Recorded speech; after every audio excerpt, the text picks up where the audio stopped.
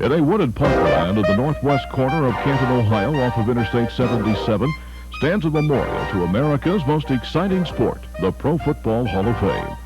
This nationally acclaimed museum is situated not far from the site where the National Football League was founded in 1920 and where the Canton Bulldogs were crowned the NFL champions in 1922 and 23.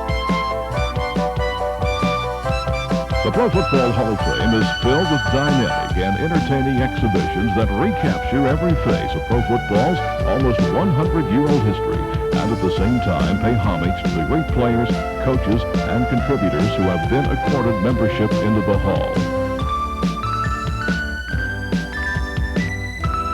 Each year, a new class is inducted, giving them a permanent place in the game's history. Such was the case on July 30th, 1988, when 4 new members were officially presented. If you were there, it will be an emotional reminder of the occasion. If you were not, the experience here may prompt you to visit the museum and its annual induction ceremony at some future date. Bringing the total membership of the Hall of Fame to 144 are wide receiver with the Oakland Raiders, Frank Bolitnikoff. Tight end with the Chicago Bears, Philadelphia Eagles, and Dallas Cowboys, Mike Ditka. Pittsburgh Steelers linebacker Jack Ham. The Minnesota Viking and Chicago Bear defensive tackle Alan Page. Good afternoon to the thousands of you here and to those of you at home, welcome. From the steps of the Pro Football Hall of Fame, we are about to enshrine 4 more greats in this, our 26th annual enshrinement ceremony. Now, here to meet and greet this year's class of enshrinees are Pete Rozelle, the Commissioner of the National Football League, and Stu Wilkins, the Chairman of the Board of the Pro Football Hall of Fame's Board of Trustees.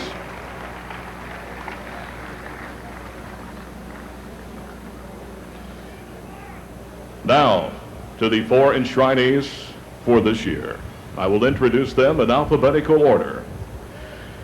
First, a great pass receiver for the Oakland Raiders for 14 seasons.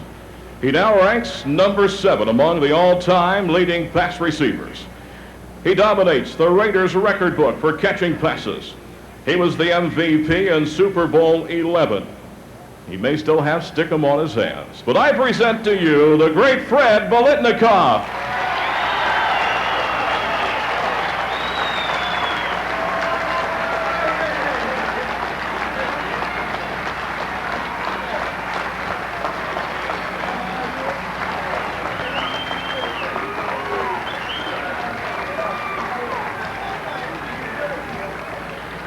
This man, the first tight end to be elected to the Hall of Fame after an outstanding career with the Bears, the Eagles, and the Cowboys. Not only was he a superior blocker, but became one of the first tight ends to catch a large number of passes.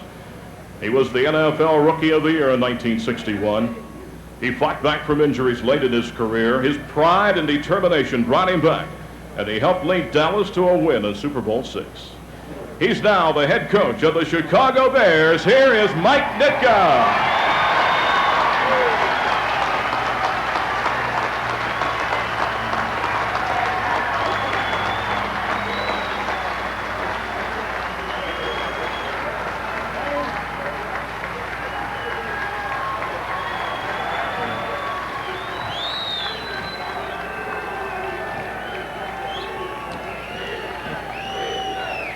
Next, I present to you one of the top outside linebackers ever. He was a member of the Steelers during their Super Bowl dynasty years of 1970s. In 1975, he was named the Defensive Player of the Year by the Football News. He was the only linebacker of his decade to be named to 8 straight Pro Bowls. He gained the reputation as a big play defender. Here is Jack Ham.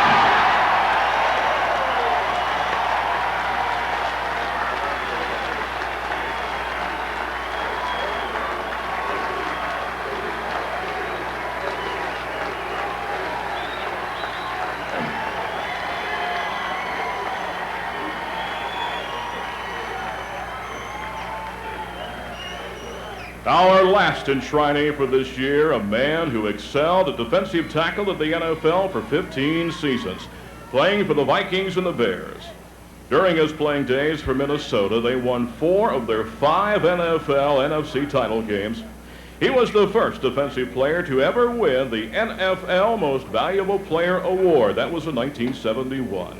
He was the NFC's Defensive Player of the Year 4 times, played in 9 straight Pro Bowls. Here is Canton's Alan Page.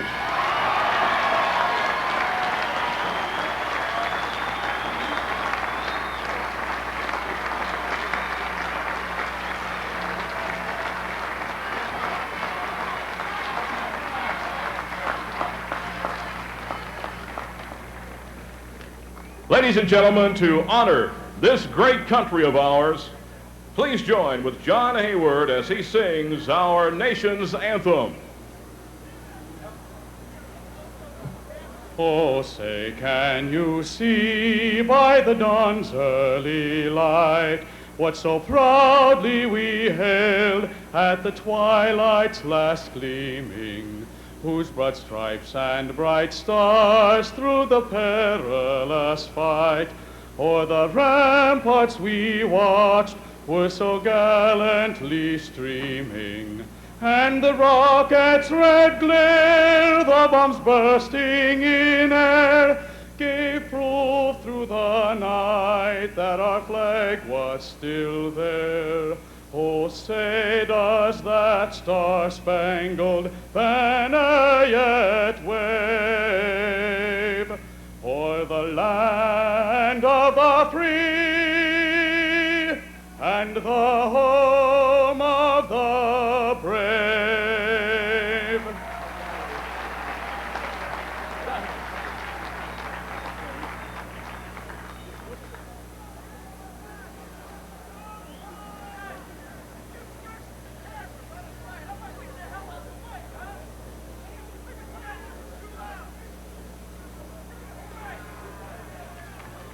As he does each year, to give you all an official welcome to this great city, here is the Mayor of Canton, Sam Persis.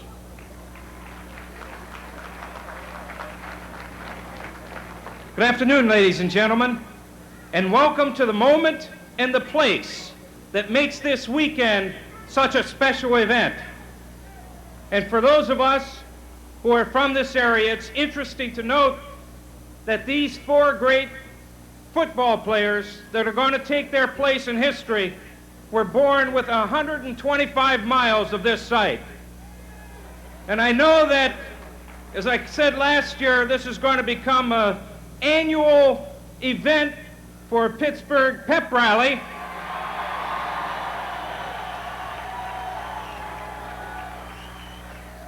But in this year, Starkounians, Cantonians, and those of us who graduated from Central Catholic High School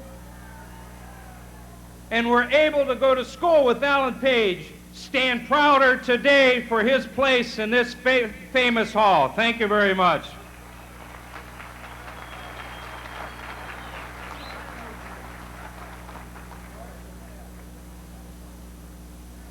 We are now pleased to be joined on the stage by another past enshrinee. In fact, he is a member of the 1963 charter class.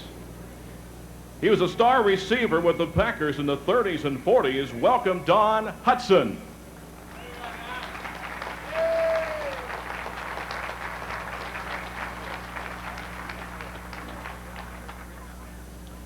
We have a very special presentation to make right now. And to make that, I'm going to call upon the executive director of this Pro Football Hall of Fame, Mr. Pete Elliott.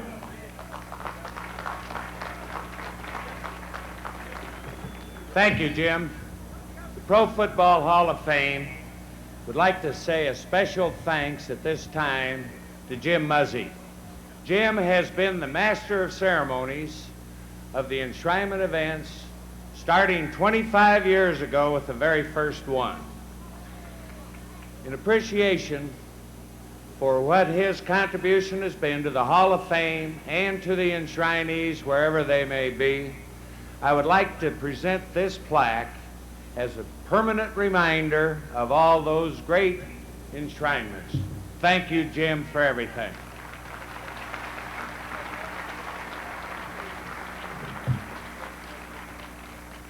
Thank you, Pete, for the thoughtfulness that this plaque represents. And thanks to the Hall of Fame Board for the opportunity of being a part of this great event for 25 years. The drama that unfolds before each year is just tremendous. The great athletes assembling here yearly for these enshrinements make you tingle with pride. And thanks to WHBC for the opportunity of being a part of their programming for almost 40 years. But now, Mom, I'll be home more. Won't that be fun? To all, God bless, and enjoy everything that happens.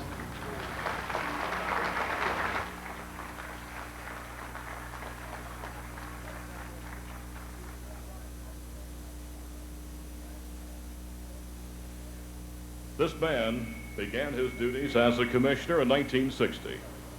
He is still serving in that capacity and doing a very fine job. He is a member of this Hall of Fame, inducted in 1985. Here is the commissioner of the National Football League, Mr. Pete Rozelle.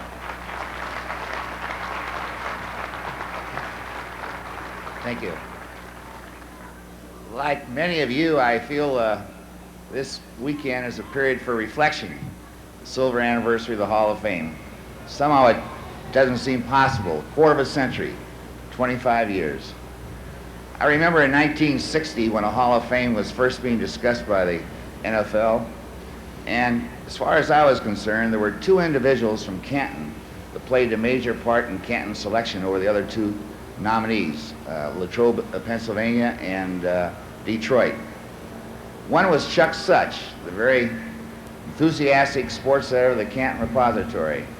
And Chuck just pounded home weekly in his columns in the paper the importance of having the Hall of Fame here in Canton and how typical it would be to have it in this cradle of football. He not only convinced the National Football League of the enthusiasm here, but I think he also generated a great deal of interest on the part of Canton in hosting the Hall of Fame. The other person was William Umstead, who was then the representative for the Timken Company. When we had the presentations at the league meeting, why Mr. Timken was there and, among other things, expressed the interest in the part of Canton in hosting the Hall of Fame, and also on the part of the Timken Company and the other business interests in Canton in having supplying the land and building the facility. Well, that was very impressive. We looked to the leadership of the NFL, the old-timers, Mr. Art Rooney, George Halas, George Marshall. And George Halas in particular was very impressed with Canton. Of course, it was here in 1920, 68 years ago, that he sat on running board of a Hupmobile, Ralph Hayes Auto Agency, and helped with others form the National Football League. I will say, George Halas being George Halas, he didn't forget Mr. Umstead's pledge of money to build the Hall of Fame and the land. He thought a lot of that too. In any event, the NFL was wise enough to select Canton and has never regretted it. This weekend is so remarkable. I know that all the things I read and hear about that I don't have time to even attend. Last night when I went to the Hall of Fame banquet, I passed this big park, and there must have been thousands of people out there watching a hot air balloon. It seems to be something going on all the time. It's a sort of a 3-day holiday for Canton. It's a great event. And this morning I heard, as to the parade, that there was a big upset. The Timken parade, Timken float that is, won grand prize. I would like to suggest, in the interest of competitive balance, Tim, that you have your enthusiastic Timken people agree to throw the float contest once every few years, just to, in the interest of competitive balance. But it is a remarkable weekend that those of us in the National Football League thoroughly enjoy. This facility is tremendous. When you think of what's been done since it was inaugurated in 1963, the executive director Pete Elliott and his staff, Don Smith and John Bankert, and the directors of the Hall of Fame have really done a remarkable job, because it's not just a museum, it's a living chronicle of professional football. And I marvel each year when I see how it's updated and modernized. And I see the attendance of people from all over the country coming here to view the Hall of Fame. And I just feel that it's something that all of us in the National Football League can be extremely proud of. And I know that these 25 Hall of Fame weekends have been classic. And in talking to the former Hall of Famers, each year I come here, they rave about the weekend and the Hall of Fame. At this time, I'd like to ask all of the NFL people and the former NFL people to show their appreciation to the city of Canton for this tremendous Hall of Fame.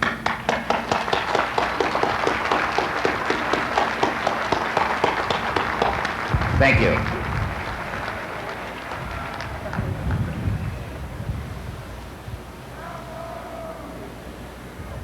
And now it's that time.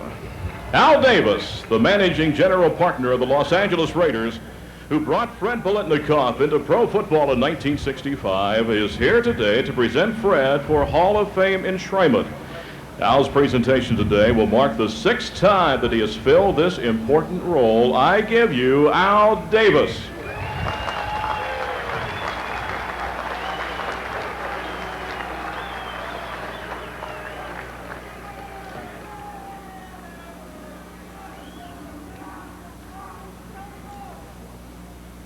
Good morning. If the roar of the crowd of the people from Pittsburgh continues in a poor manner, we'll see to it that the Hall of Fame is moved to the West Coast.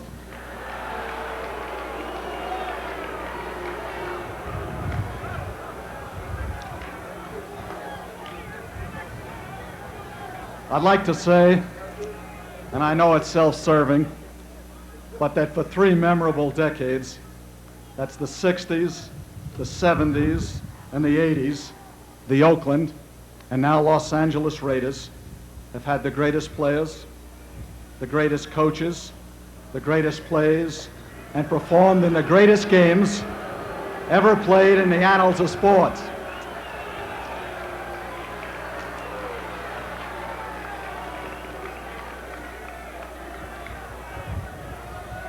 During the years of 1965 to 1978, the Raiders dominated pro football and all other sports in terms of victory.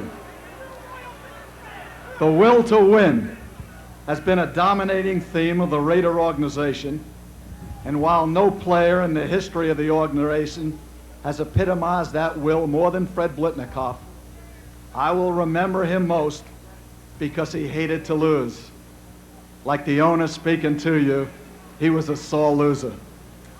Among the greatest players, the quarterbacks during these years of 65 through 78 were names like Tom Flores, Darryl LaMonica, the legendary George Blanda, the brilliant Ken Stabler. But there was one wide receiver who caught the passes of all of them. His name was Fred Biletnikoff. His number was 25.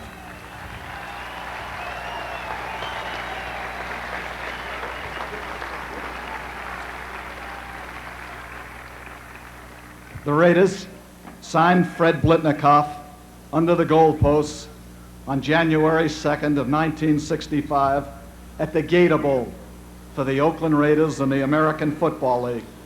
He had just caught a record 4 touchdown passes as Florida State, his alma mater, beat Oklahoma.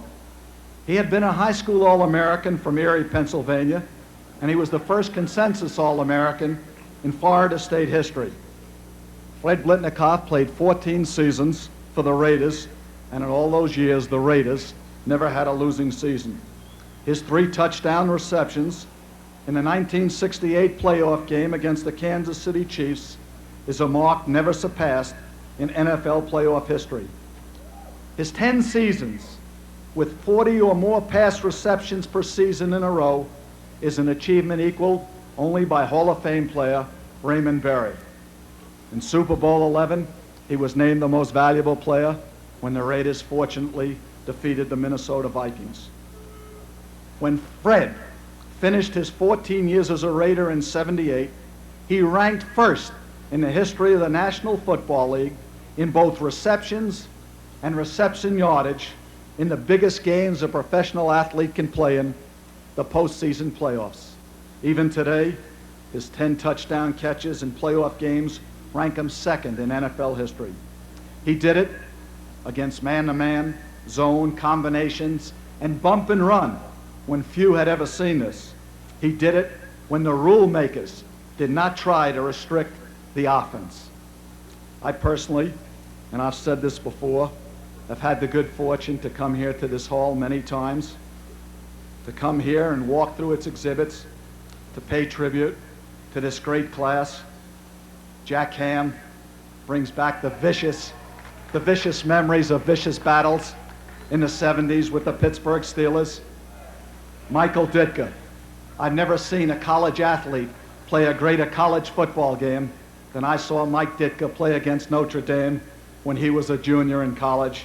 And of course, the great Alan Page, who we had our share of great moments with.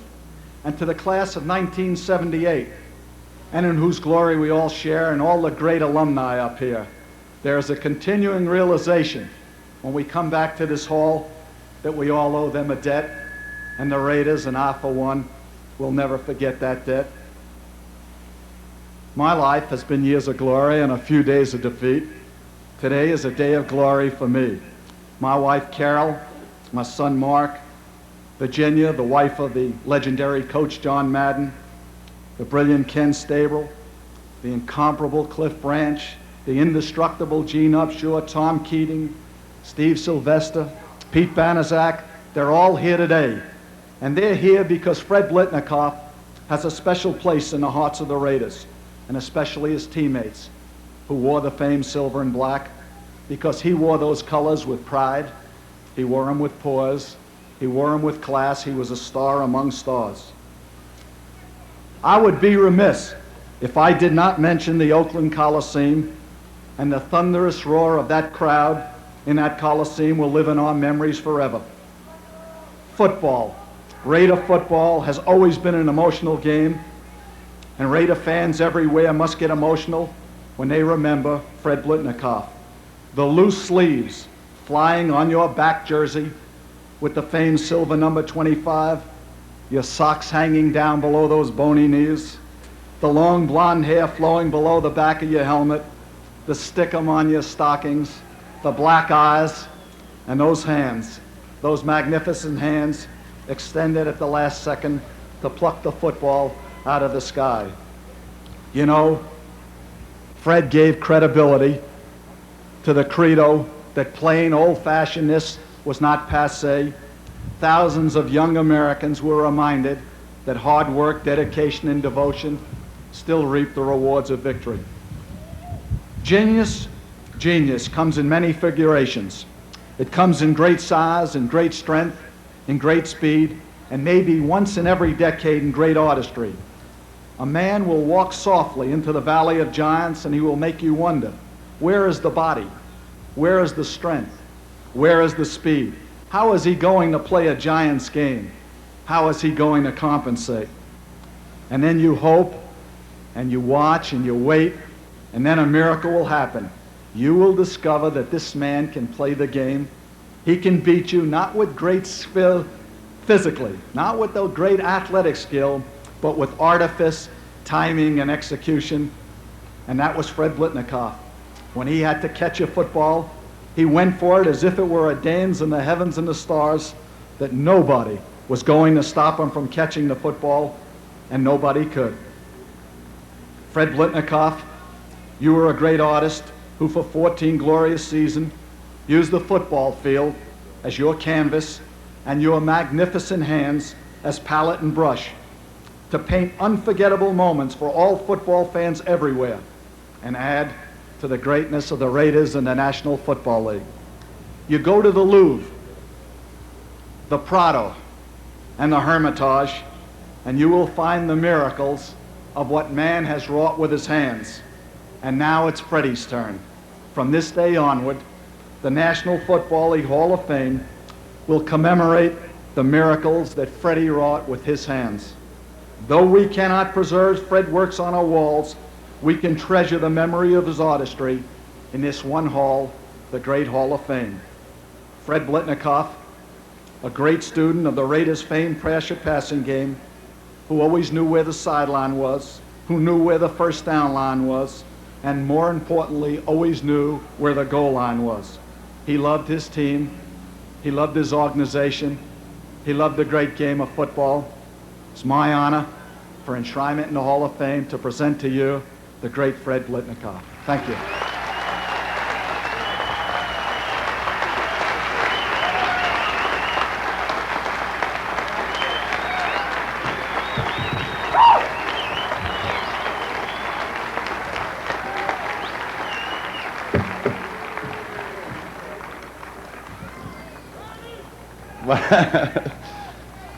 First of all, before I can get things out of my mouth, I want to recognize everybody that's been inducted in the Hall of Fame before myself and before the other three gentlemen behind me. They were the pioneers of this game. Among them were the Cleveland Browns that I had watched on TV when I was a kid in Erie, Pennsylvania. Getting an opportunity to become a part of this fraternity, you can't explain it. It's a close-knit fraternity, and you have to be greatness, and you have to have all the assets and attributes in order to be part of this fraternity. And today, I want to just salute you people in the back, that I am so proud to be part of you. Thank you very much.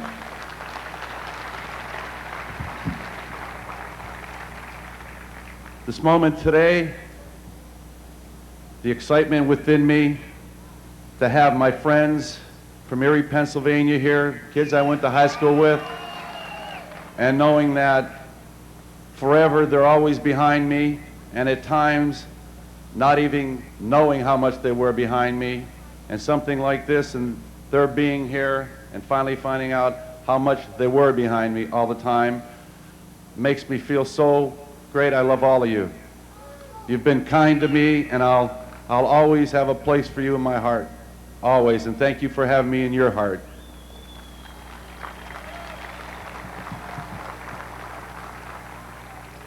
To my family, to my father sitting down here, to my mother who's looking down on this procedure right now, this ceremony, to my 4 lovely children.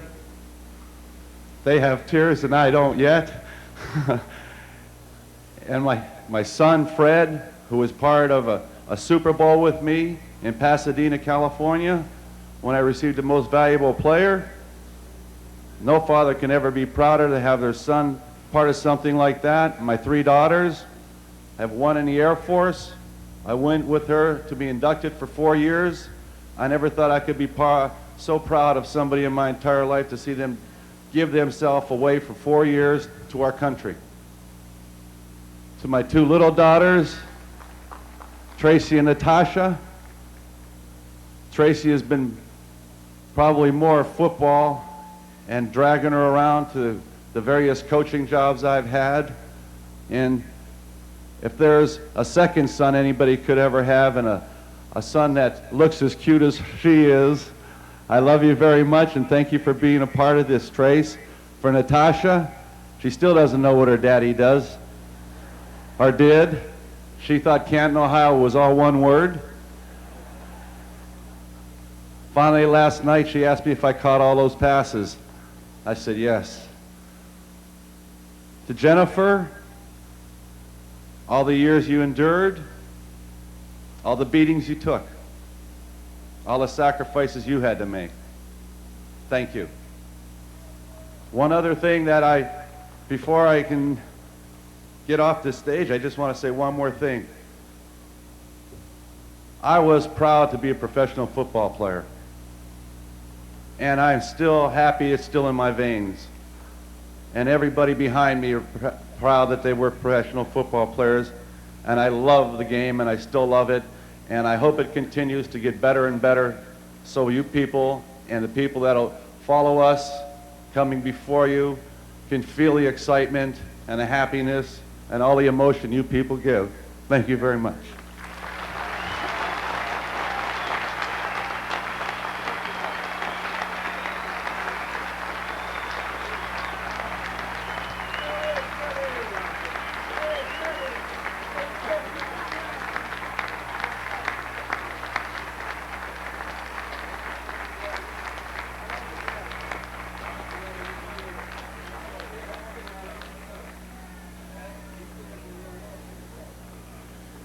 Mike Ditka began his career with 6 excellent seasons with the Chicago Bears in the early 1960s.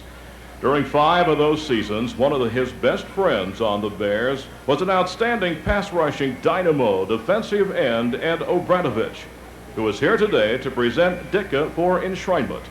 I give you Ed Obratovich.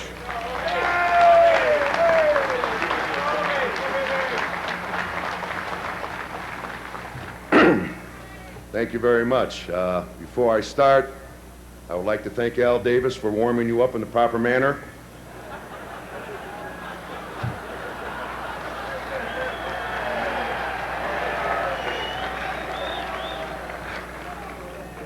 I offer my congratulations also to Jack, Alan, and Fred. Great job done, gentlemen. Best of luck. I stand before you today with a tremendous sense of pride to present into the Pro Football Hall of Fame my friend, Iron Mike Ditka.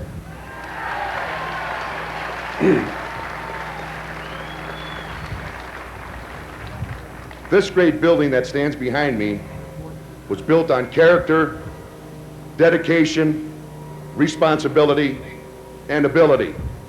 And no one exemplifies those characteristics better than Mike. When Mike first came to the Chicago Bears, he showed a level of intensity, a burning desire, and a sense of dedication that all his fellow teammates admired. Mike's practice habits were something to behold. The games were played on Sunday, but as far as Mike was concerned, they could have been played on Tuesday, Wednesday, or Thursday, because Mike always gave that extra 10% that it takes to be a true champion and leader. To gain respect and be a leader takes many years, and Mike accomplished that feat in just 1 year. I know we're all proud to see Mike be the first tight end enshrined in the Professional Football Hall of Fame.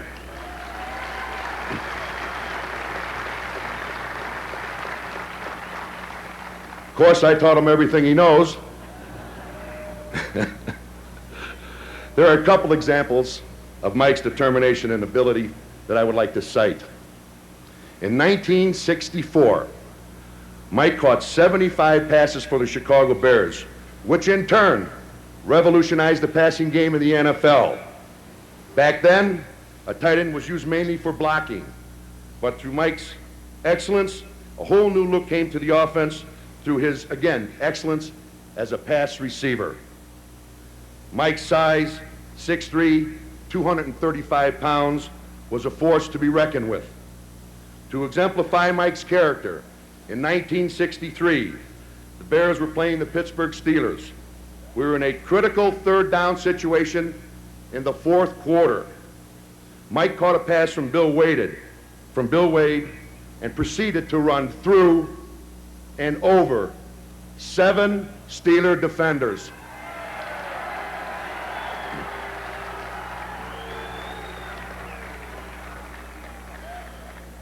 If Mike had not made that incredible run, which experts have called one of the greatest runs in the history of football, we would not have won the World Championship in 1963.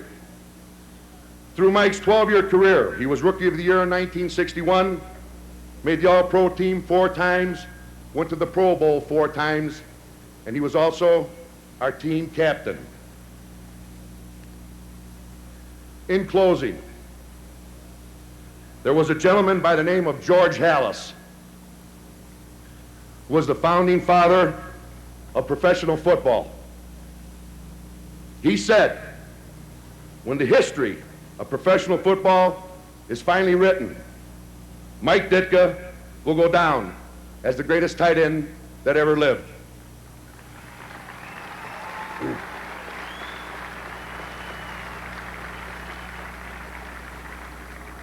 On a personal note, Mike, I know our friend Bill George, God rest his soul, is looking down at you today with all love and admiration.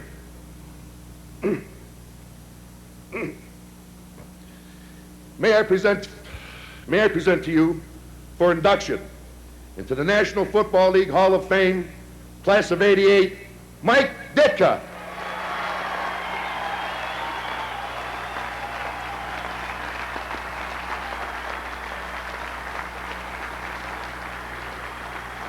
Thank you. Thank you very much.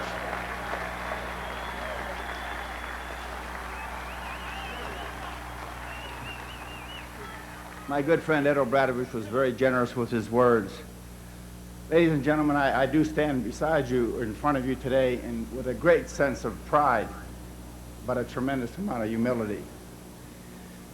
I didn't know how hard this would be, but when I walked in to this hall today and I saw these men behind us, who were the forerunners to us coming into the hall this year, when I realized what Jack Ham and Fred Blittenkoff, my good friend Alan Page, who have accomplished in football, I'm tremendously proud because it's a great honor, but I'm very humbled by it all because I'm not sure I truly understand it. I appreciate you for your support. I want to thank some people, and I hope you would bear with me for just a few moments. I think the most important people that have to be thanked in this situation, it's everybody, but it first starts with my mom and dad, Charlotte and Mike Ditka, my family, who have stuck by me, who have given me support, who have given me guidance, who have given me encouragement over the years, and I really appreciate that. I want to thank all my friends from Aliquippa and from Carnegie and from Pennsylvania who are here, and from Chicago.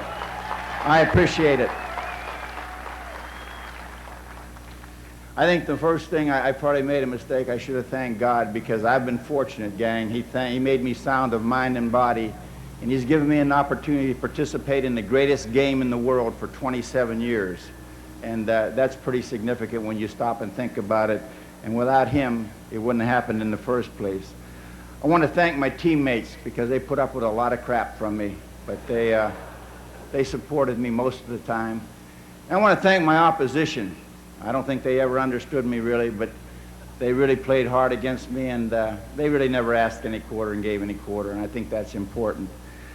I had so many great coaches. My high school coach, Carl Ashman, started everything. I had so many people who worked with me back then. I went to Pitt. I got to know Coach Paterno pretty well, but I got to know a coach named Jack Wiley and Ernie Hefferly and John Michaelosa. Then I went and saw Mr. Hallis in Chicago and spent 6 years with him before I got to get to know a guy named Joe Kuharich in Philadelphia for 2 years, and finally ended up with the great Tom Landry in Dallas for 4 years. Now, if you think you're not blessed when you have people affect your life like that, I think you're sorely mistaken. And I guess I tested them all, but it worked out pretty good. I want to thank the organizations, especially the Chicago Bears, the Philadelphia Eagles, and the Dallas Cowboys for making my 27 years in football something special. I want to thank the National Football League for what it stands for the men who played the game, and for what it really is. It's a tremendous thing, gang. I don't know any other way to put it, but, you know, Fred told you he loves the game, and you got to love it. It's just the greatest thing, and it's the greatest feeling. Not being up here is the greatest feeling. Being able to play every day, to practice every day, to be a part of it. To say that you played against Ray Nitschke, or you played against Doug Atkins, or you knew Miriam Motley. Any of this is what it's all about. I'm going to leave you with a couple statements that I think sum it all up. In life, many men have talent, but talent in itself is no accomplishment. Excellence in football and excellence in life is bred when men recognize their opportunities and then pursue them with a passion. And I think that sums up what the players of the National Football League, the National Football League Hall of Fame stand for. They recognized an opportunity and they went after it. I have a lot of heroes in life, and one of my heroes is a man named Abraham Lincoln. And Lincoln had a little statement that he made about himself that I kind of think it applies to me, and I've tried to live by it. I don't always make it, but I try. And he made a simple statement that says this. He said, I did the best I could. He said, I did the best I knew how.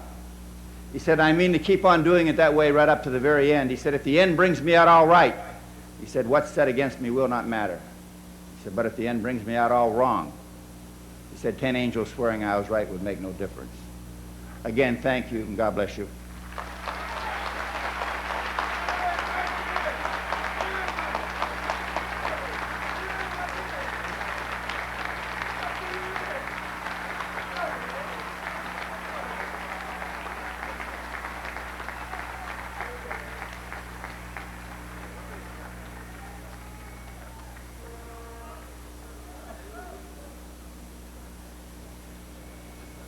Under the careful tutelage of his coach at Penn State, Jack Ham developed into an All-American and later became one of the finest linebackers in pro football history.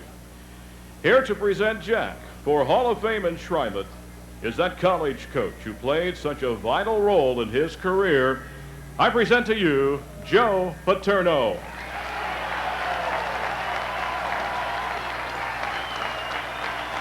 Thank you.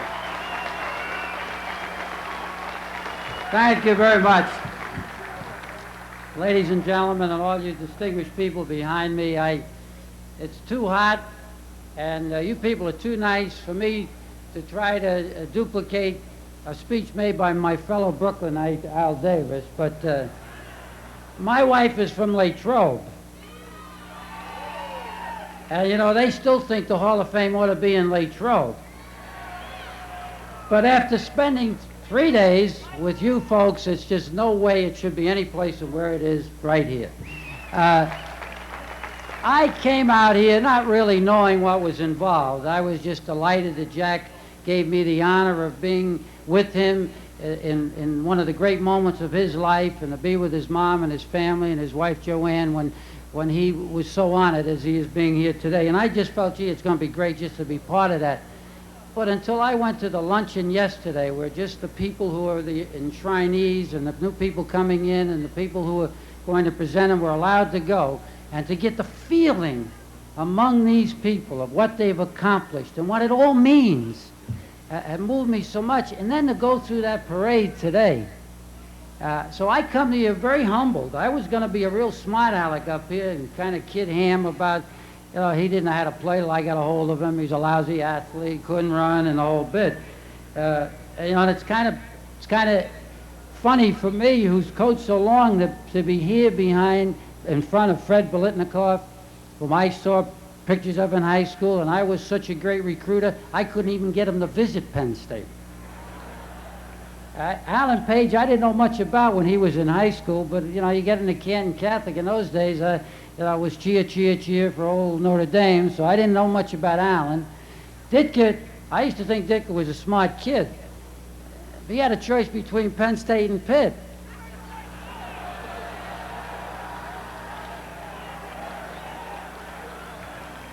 I live with it. And then to show you how really smart I was, we had one scholarship left. We didn't know who to give it to. And a guy by the name of Steve Smear, who had been a teammate of Jack Ham's at Johnstown Catholic, Bishop McCord Catholic, came up and said, you know, there's a kid playing down in Massanutten, a good football player and a heck of a guy. We talked to the staff and said, well, he's a good friend of Steve's and we want to keep Steve happy. Let's give Ham a scholarship.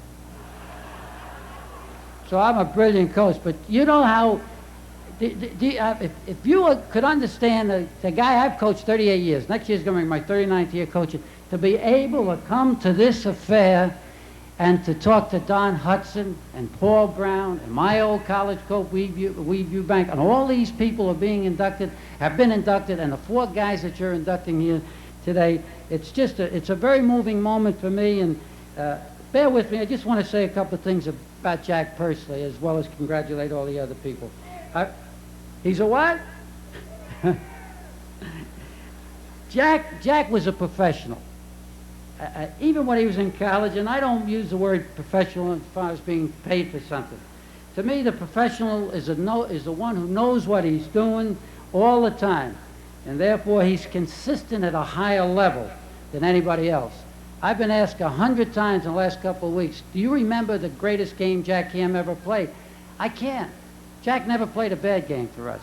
He had 10 or 11 tackles, he blocked a punt, he had an intercepted pass, he recovered a fumble because he was hustling. He was always consistent. It didn't matter to Jack, and I'm sure it doesn't matter to him today whether he's recognized as number 1 or number 2, because that's kind of a nonsensical listing. He always tried to do the best with what God gave him to do. The important thing was Jack was not who was watching. He didn't care whether the audience cheered or not.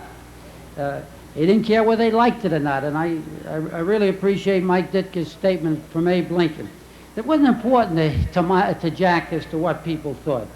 Did he do the best he could under the circumstances with total concentration and dedication to the cause at the moment, and that's what he was. Jack played on 4 Super Bowl teams. You all know about that. He also played on 2 undefeated 11-0 college teams in 68 and 69 as a sophomore and a junior. And those teams were great, not only because of Jack, because there were a lot of great players on all those teams he played on, but they would not have been great without Jack Ham.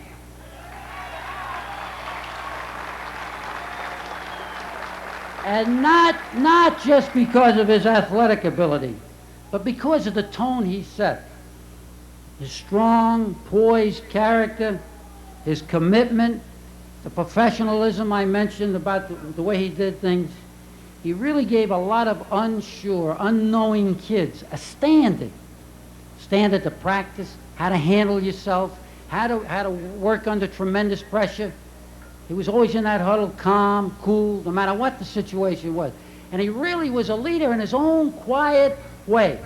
A leader that it's hard for me to describe to you folks or how much a coach can appreciate. He just was a very, very unusual man. The things he did in preparing himself for practice. Mike Ditka talked about practice, absolutely. You can't have a good football team unless you get a team committed to get a little bit better every day in practice. But you got to prepare yourself to practice well. And Jack Ham did. He didn't waste any time out there in the practice field. He went on that field to get better, and he came off that field better. And I think every day until he hit the peak physically, and when he started to get some bumps and bruises late in his pro career, I think Jack Ham every year was a better football player because of that work ethic and whatever he had. As far as this Hall of Fame is, and the thought that came to me when we went through the parade, and I said to Jack going through the parade, you know, you guys and we in football don't realize what a terrible burden and responsibility we have.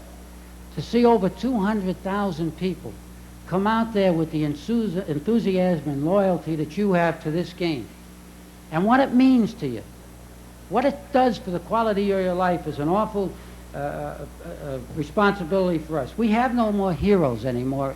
We don't have Lindberghs, because space technology, when we put it up, we put somebody in space, it's the technology that's the hero. We can't have military heroes any longer.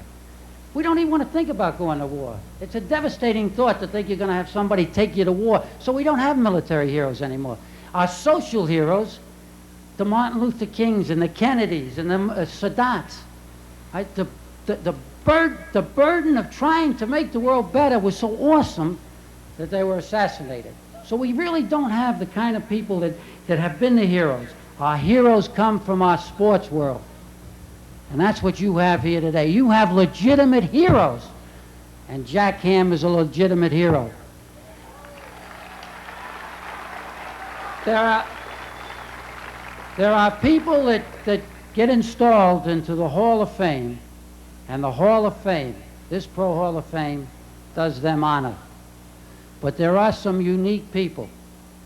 There are some unique people that when they enter the hall, they literally give that hall more honor than they receive. And Jack Ham's one of those people. And it's beyond words for me to tell you the kind of pride I have when I present Jack Ham for induction into the Hall of Fame. I give you Jack Ham.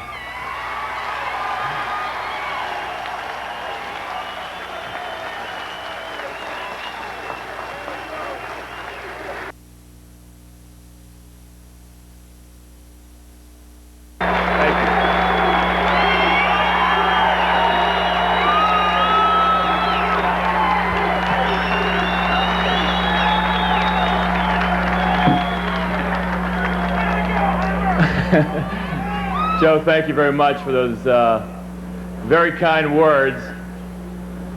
And I had notes up here, but if people close to the audience can see, I had them in my coat pocket. And I may get dehydrated. I've been sweating up here for the last 15 or 20 minutes, and they've kind of run, the ink has kind of run a little bit, but I'll try to make do here. It was only a year ago that I was really out in the audience right here and watched Joe Green. Joe Green, who was a cornerstone of our football team, and I saw him accept the greatest individual honor a football player can ever receive, to be inducted in the Pro Football Hall of Fame. And I watched Joe mention almost all the players on our Super Bowl years name for name. And I'll tell you, I sat in that audience and I was very proud to be among the names that he mentioned. And I guess to go over my life, my football career in both college and high school and pro and whatever, there's one thing that's been consistent about me, I think, that I've always been associated or been around winners. And you heard Joe talk a little about Steve Smear. It started back then. If it hadn't been for Steve Smear, I really would not be here right now. He went on a limb for me before I was an all-pro player or before I became an All-American at Penn State. He went to bat for me to Joe Paterno, and I'll tell you what, I'm indebted to him for doing that and having a confidence in me. I also was associated with winners when I went to Penn State. I mean, Joe Paterno taught me a lot more than just to be confident in myself and to play better football. He taught me there was a lot more important than football, and that football should not be the most important thing in your life. And I've grown to know Joe better now since I left Penn State and been in the pros, and since I retired. And all of you out there, I think, you know, you all respect Joe Paterno, the coach, but the better I know him, the more I respect Joe Paterno, the man.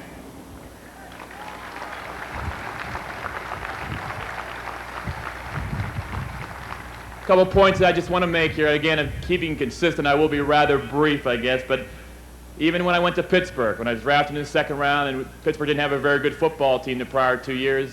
They were 1-9, 1-13, and 5-9, really not exactly winners, and they weren't going anywhere. But all of a sudden, again, I was surrounded by more winners. All of a sudden, the emergence of Bradshaw and Franco. You know, Hollywood, Baggs, Swanee, Stallworth, Banaszak, Webster, Blunt, and Rocky, and a whole lot more.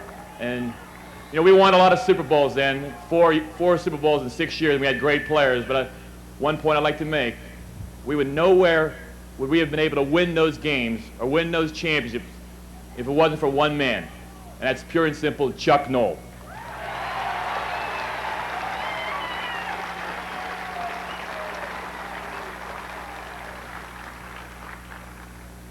Just going over more of my situation with Pittsburgh, I guess one highlight I'm going to look back on and a memory I'll have forever is watching Mr. Rooney in Super Bowl IX accept the Lombardi Trophy as the best football team in the world,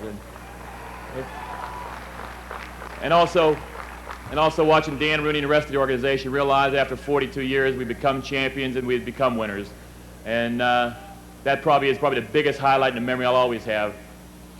But the thing I'll remember most is the players. There's a couple individual players I would like to mention. I go back a long way with one of these guys. Guy, 11th round draft pick out of Western Illinois, who came into Pittsburgh in 1971, and no one ever thought he'd make the football team. He's been a great friend of mine, and it's a friendship I cherish to this day. And he just set the tone for free safety, made himself a great football player, an all-pro, and the leader of our secondary. That's number 23, Mike Wagner.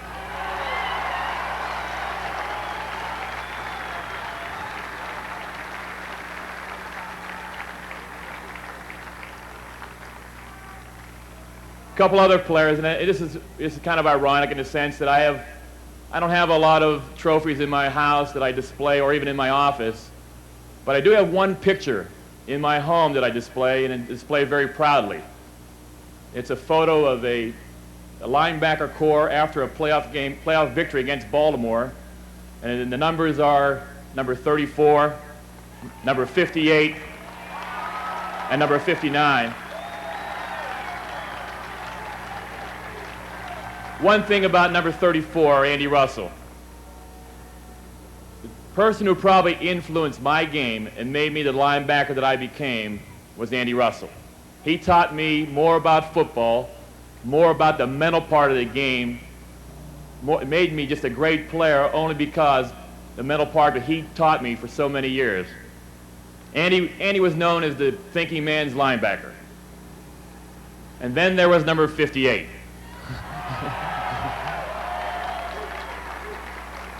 Lambert. Lambert was more known as the drinking man's linebacker. You know, we got a lot of great players, and I had an opportunity to go through the Hall of Fame the last couple of days. A lot of great linebackers here in the Hall of Fame. Willie Lanier, Ray Nitschke, Dick Butkus and company. But the guy that I played with for over 10 years on our football team in Pittsburgh may be the greatest middle linebacker to ever play the game.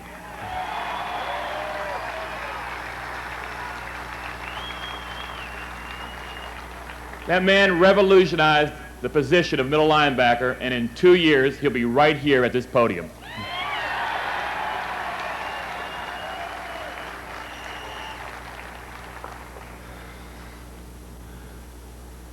I guess a few other people I'd just like to thank, and they'll be very quick and very brief. You heard Joe mention my mother, who's out here in the audience right now. My father, who's probably looking down on this festivities right now and wondering how I did it. But there's a couple other people out here as well. A friend of mine a friendship I made not through football, but a guy who would call me sometimes when I had a bad game, or a guy at the time I would get injured, or our team didn't play well. Good friend of mine, a great basketball player, Mr. Doug Collins. And the last person I want to thank is a person who, just pure and simple, has been the best thing that happened to me in my life, and that's my wife, Joanne.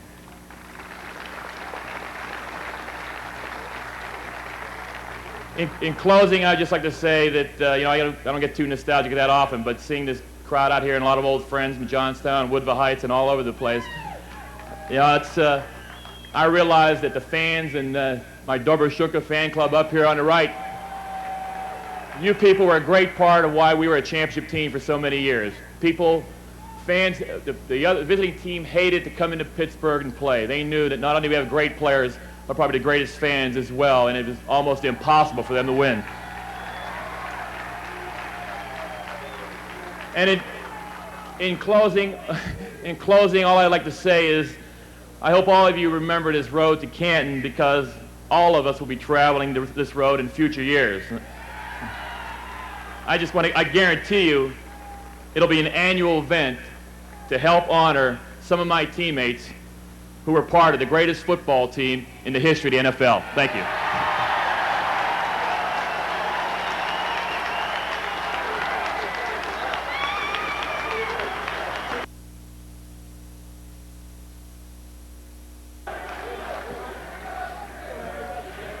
Just as pro football opened many doors for Canton-born Alan Page, Alan now is striving to provide an avenue of hope for the less fortunate in a worthwhile community endeavor. He has selected as his presenter a woman who shares his concern for his fellow man. The principal of North Community High School in Minneapolis, Minnesota, I present to you Willarine Beasley.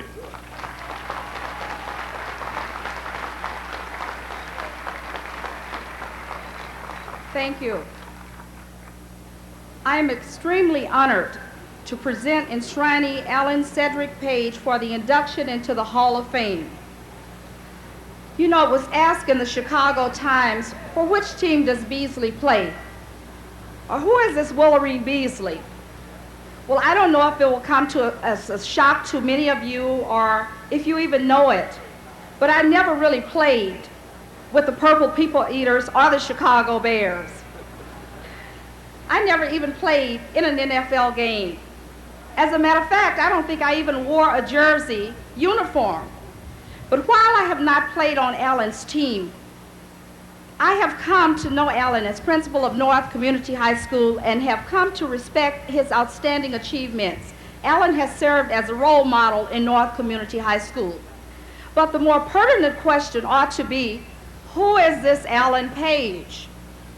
Alan is characterized by being his own person, having a desire to control his own destiny. He's persistent, he's a hard worker, he has gained acceptability and respectability. He's a strong-willed person and he takes a stand for what he believes. He's an intellect, he's analytic, he's altruistic, has a desire to help others. He's noted for his independence and his individuality. He's often characterized by being different. He always has been, and he probably always will be. But the most important thing is that Alan is a role model for our youth. Alan has a long list of accomplishments in football. Alan has played 15 years All-Pro football, 11 years with the Vikings, and 4 years with the Chicago Bears. He was a consensus All-American at Notre Dame, first-round draft pick, 9 times All-Pro, played in 16 playoff games, 4 Super Bowls, and 8 Pro Bowls. He was the first defender ever named to the NFL's most valuable player. That's an incredible honor.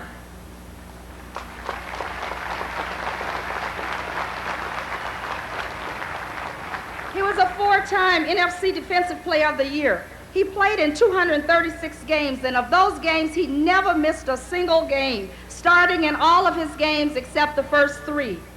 He was named Lineman of the Year in 1973 and named to an all-decade team for the 1970s.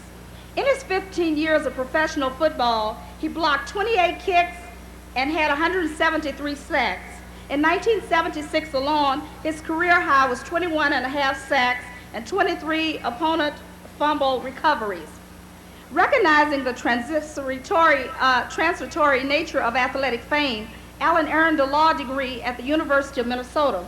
He is employed as a professional football player. He was employed as a professional football player while he was a full-time law student. When his professional football career ended in 1981, he began to practice law. Presently, Alan is an assistant attorney general in the state of Minnesota.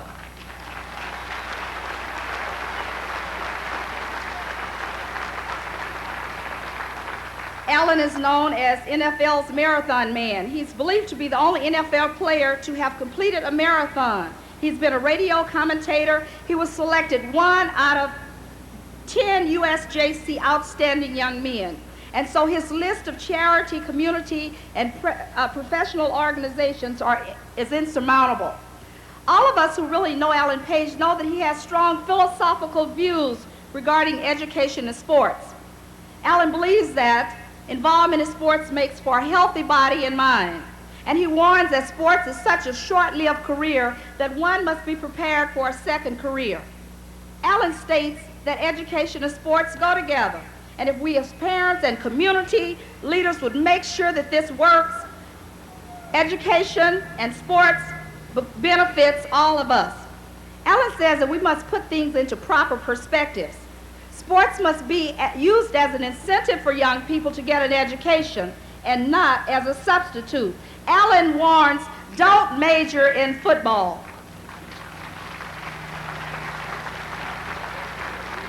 Alan says, play the sports. It's good to play the sport, but learn to read and to write and to develop marketable skills. If a student can be a winner in sports, a student can be a winner in education.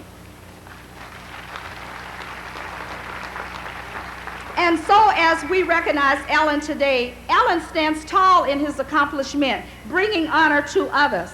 Alan, as he brings honor to his parents and his family, we all are proud of him. Alan will mention his family later, I'm sure, but I'd like to acknowledge his father, who's sitting on the front row here. I know that his father is proud of him. And as Alan stands tall today, Mr. Howard Page Sr. stands tall. Because Alan said that his parents taught him that if you're black, you must get an education if you wish to get ahead. And so, Mr. Page, as you stand here today, I know that you can see the fruits of your labor. If Mrs. Page were alive today, she too would stand tall. As Alan stands tall, Canton and the state of Ohio stands tall. For Alan is the first Canton native to be inducted into the Hall of Fame in his hometown, and I know that Canton is proud today. As Alan stands tall, the state of Minnesota and the Minnesota Vikings All of the players past and present stand tall because Allen is the second Vikings to make it to the Hall of Fame. The defensive football players on every team, the Chicago Bears and the state of Illinois, the former football coaches, his fans, all stand tall.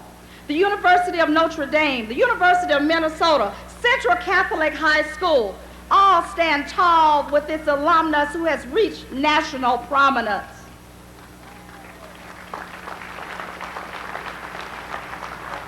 Millions of blacks and other minorities stand tall today, for Allen has helped to change the stereotypes of blacks. He not only excelled in sports, but he excelled in education. Millions of parents in education stand tall today for the position that Allen has taken on education. And so youth all over the country too stand tall, for Allen brings hope and pride to youth, serving as a role model for all of them. The justice system, his fellow lawyers and his attorneys in the Attorney General office stand tall with Allen. The nation and the world stands tall, for Allen has worked hard to help fulfill the American dream. He's concerned about the American dream not eluding minorities or other blacks. So Allen has said on numerous occasions that people like Dr. Martin Luther King and Jesse Jackson have made many sacrifices so that we can all share in the American dream. I would submit to you today that Allen Page, too, is helping to fulfill that American dream. Just as Allen has played defensive tackle for the Vikings and for the Bears, now through the Allen Educational Foundation, his defense is tackling problems. Problems of education by scholarship, high unemployment rate, eradicating poverty, elevating self-esteem, embellishing freedom and equality of opportunities, reducing the dropout rates of students in low socioeconomic status, diminishing adolescent pregnancy, drug use, crime. He's intensifying hope, and so we all benefit as a result.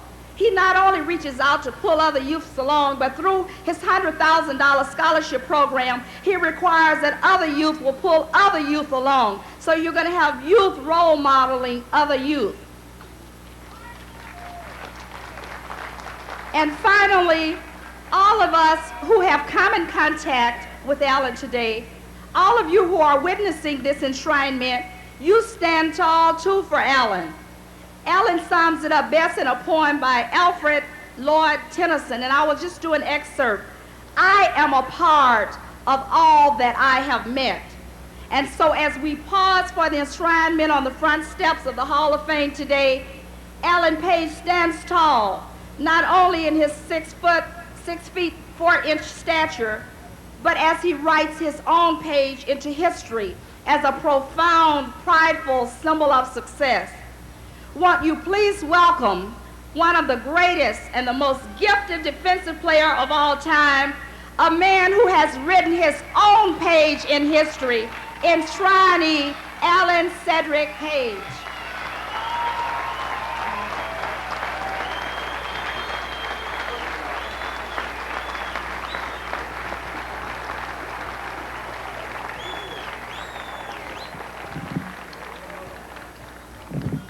Well, for a minute there, I thought I had control of this, but maybe not. First, I would like to take this opportunity to say thank you. Thank you to a number of people, to those who have all been a part of making me who I am, to those of you out there and in Minnesota and Illinois who have been a part of my success, I say thank you. To my teammates at Central Catholic High School, the University of Notre Dame, the Minnesota Vikings, the Chicago Bears, I say thank you. To the people of Canton, to the people around this country who have supported me over the years, I say thank you. But I would like to say a special thank you to my father Howard, to my sister Marble, and my sister Twyla, my wife Diane, my daughters Nina, Georgiana, Campson, my son Justin,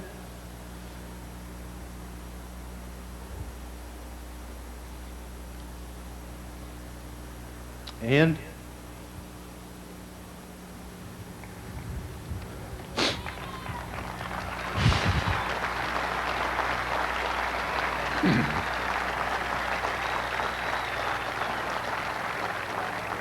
to my mother, who never had a chance to see me play, and to all my other fans and friends and family who are here, because it is a great honor to be here today.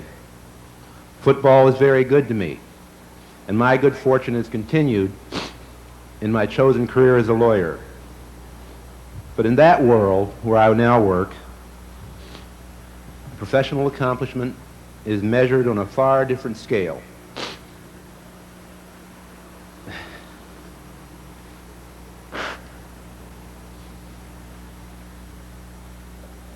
Over a much longer period of time.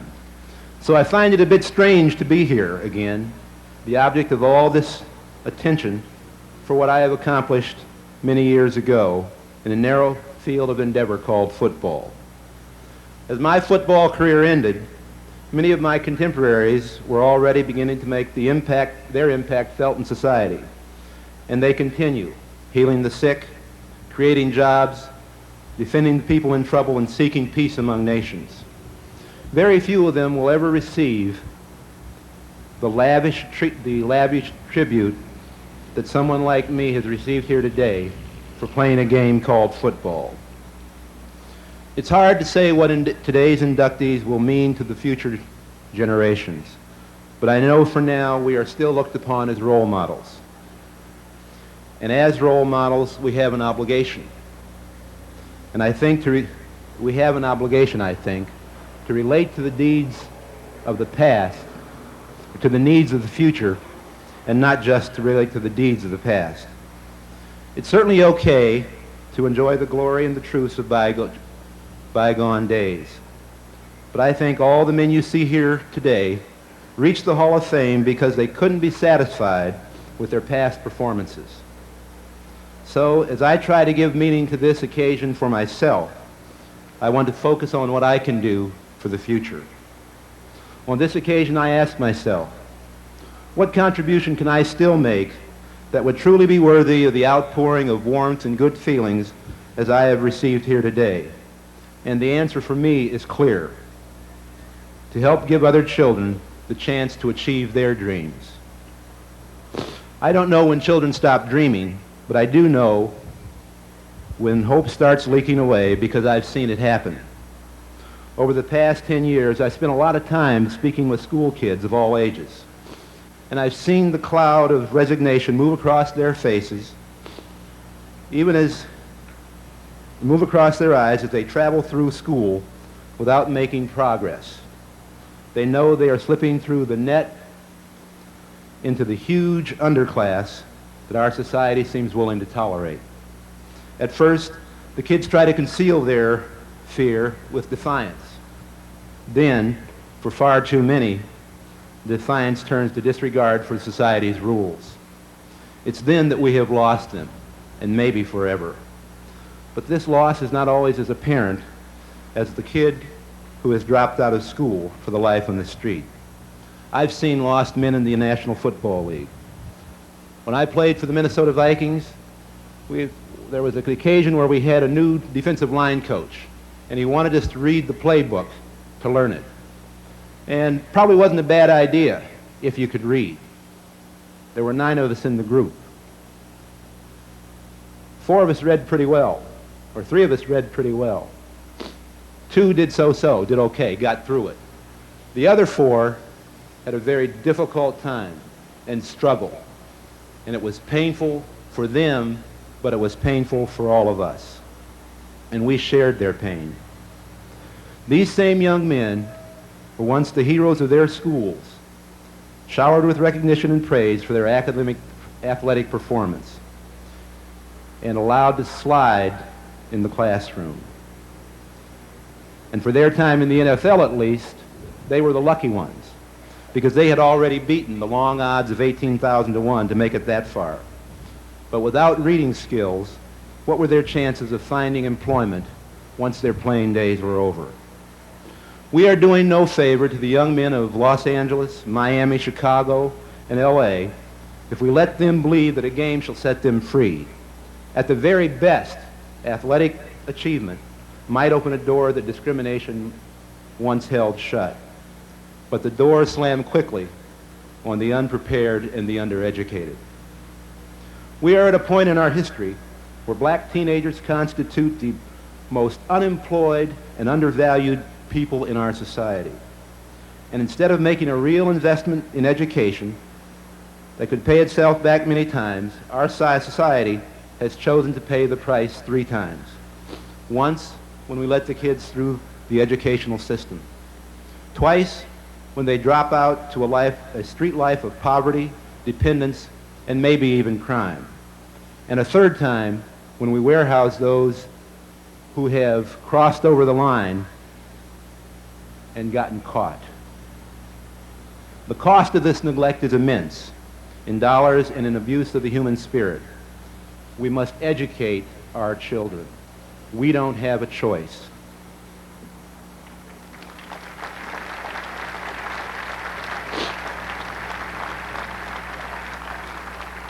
Once we've let it reach this point, the problem is virtually too big and too expensive to solve. But we can make a difference. If we go back into the schools and find the shy ones and the stragglers, the square pegs and the hard cases, before they've given up on the system, and before the system has given up on them. Then we say to those children, you're important to our world and to our future. We want you to be successful and have the things you want in life. But being successful and reaching your dreams takes work. It means being responsible for yourself. It means being willing to go to class and doing your homework and participating in the opportunity to learn. And then you have no right to complain about the unfairness if you're not willing to do that. You're not alone in all of this, but only you, the student, can do the work that will make you free.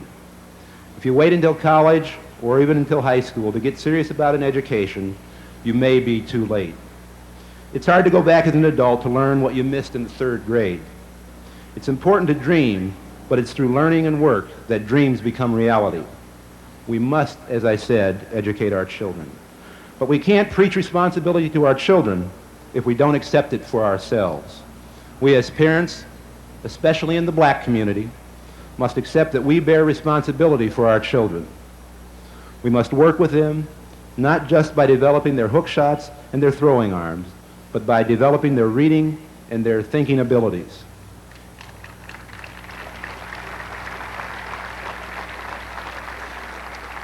And if we don't have the skills to pass on ourselves, we can still encourage them and reward them and praise their academic accomplishments.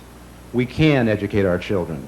We shouldn't put down athletics because that teaches children the value of teamwork and disciplined effort. But we must insist that our children take school seriously. And if they can't handle the demands of both, then maybe athletics should go. Finally, you and I, all of you out there, all of you who hear or see this speech, can make a difference as members of our communities. We can't just leave it to the schools or the social workers or the police or the legal system. We ultimately pay the cost of our educational system's failures. But we also have the solution within our power if we educate our children. We can support the schools and the teaching profession instead of complaining about them. We can honor students and teachers. We can honor students and teachers who excel with the same rewards and recognition that we honor our coaches and our athletes. As it stands, how can we expect kids with poor self-esteem and shaky reading skills to pursue academics when often the only reinforcement they get is athletics? Now, these words may seem simple to the people on the front lines who have seen too many of the lost and too few of the victorious. The jobless single mother who may have too little hope for herself to share some with their children. To the kids surrounded by drugs and violence and acres of rotting city, a job in a law firm may seem more unrealistic than being here on the steps of the Hall of Fame as I am today. And so we who have been insulated by our successes from a loss of hope, must not turn our backs on these children. We must not concede their lives to the forces that have worn down so many children. As I said before, we must educate our children. Yes, the things I am suggesting are simple. But I've learned from school, from football, and from the law that even the biggest, scariest problems can be broken down to their fundamentals. And if all of us cannot be superstars, we can remember to repeat the simple fundamentals of taking responsibility for ourselves and for the children of this country. We must educate our children, and if we do, I believe that will be enough. Thank you.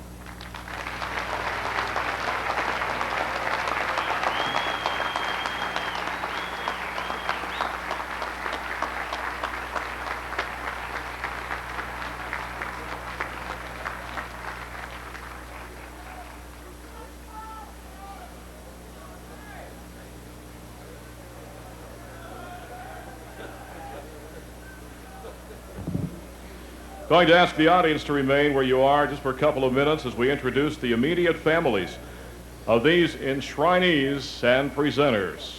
For enshrinee Fred Bolitnikoff, Father Ephraim, and family members Jennifer, Fred Jr., Tracy, Natasha, and Tanya. For presenter Al Davis, wife Carol.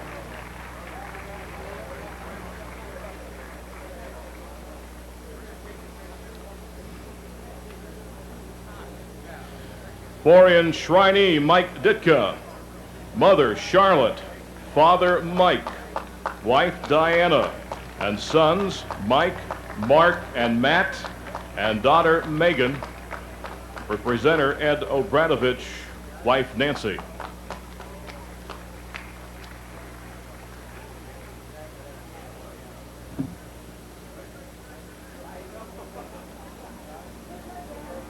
For enshrinee Jack Ham, mother Carolyn, wife Joanne, and for presenter Joe Paterno, wife Sue.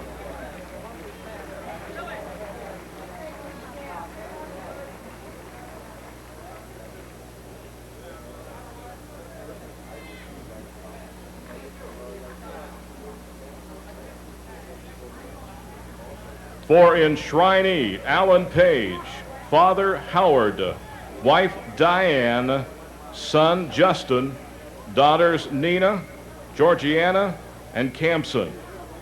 And for presenter Willarine Beasley, husband James.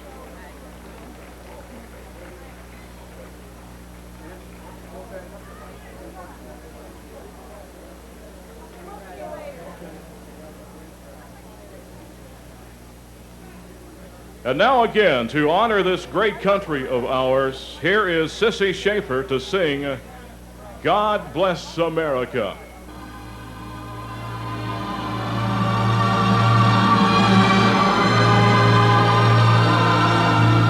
God bless America, land that I love.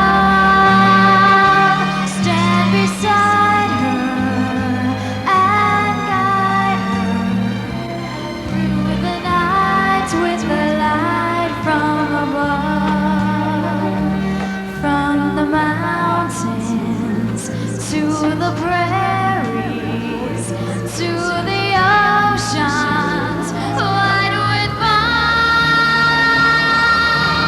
God bless America, my home, sweet home. God bless America, land that